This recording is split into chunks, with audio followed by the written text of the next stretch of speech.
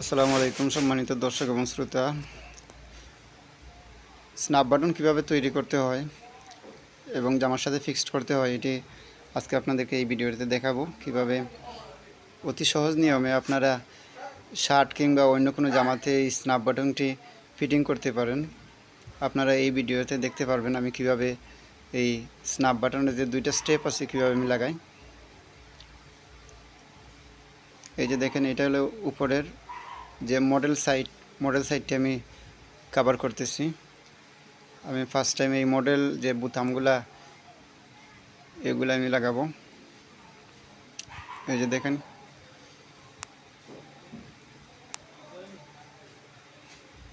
Snap বাটনের মেশিনের দুইটা ডাইস থাকে। একটা হলো উপরের ডাইস আর একটি হলো নিচের ডাইস, ঠিক আছে। যে উপরের ডাইসটি দিয়ে আমি মূলত বাটনটি লাগাইতেছি। এই যে দেখেন কি সুন্দর ফিক্সড হয়ে যাচ্ছে। এটি শার্টের মধ্যে লাগাইতেছি।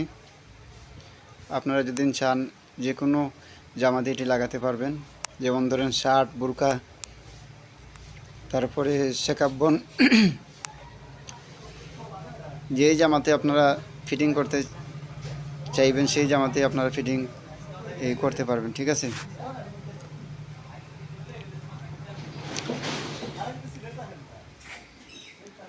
বাটনটি সেন্টার মতো আসলে এই ফার্স্ট টাইম একটি সেন্টার ফিক্সড করা লাগে।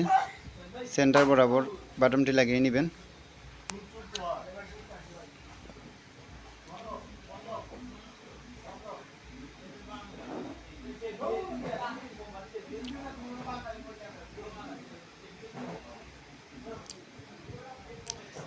এই যে দেখেন, এটি হলো গিয়ারি স্ন্যাপ বাটনের উপরের স্টেপ, ঠিক আছে।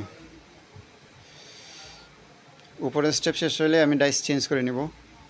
এই যে এটা লাস্ট, উপরে যে লাস্ট বুটাম, এইটা লাগানোর পর আমি ডাইস চেঞ্জ করে নেব।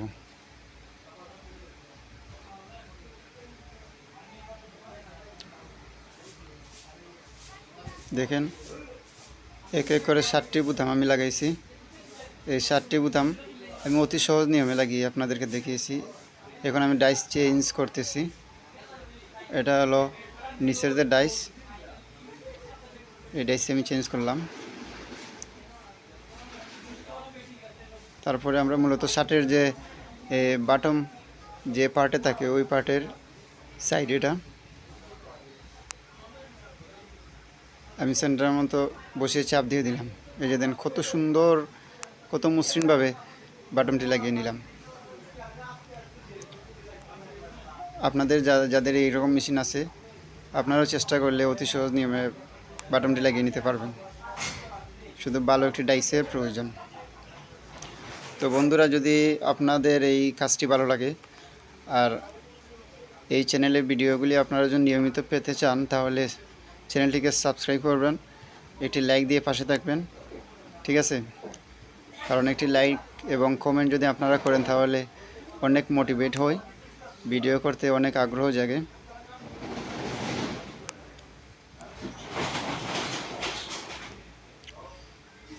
একে একে আমি 7টি বাটমের যে নিচপার্ট আছে এই নিচপার্টের 7টি পার্টে আমি 7টি বুতামে আমি লাগিয়ে নিলাম, ঠিক আছে। আশা করি আপনারা সবাই ভালো আছেন, ভালো থাকবেন। আর নিয়মিত ভিডিও পেতে আমার চ্যানেলটিকে সাবস্ক্রাইব করবেন, ঠিক আছে। সবার কাছে শুভকামনা জানিয়ে আমি আমার এই ভিডিওটি এখানেই শেষ করলাম। তো বন্ধুরা, ভালো থাকেন, সুস্থ থাকেন, নিজের দিকে খেয়াল রাখবেন। পরিশেষে সবার সুস্বাস্থ্য কামনা করে বিদায় নিলাম। আসসালামু আলাইকুম ওয়া রাহমাতুল্লাহ।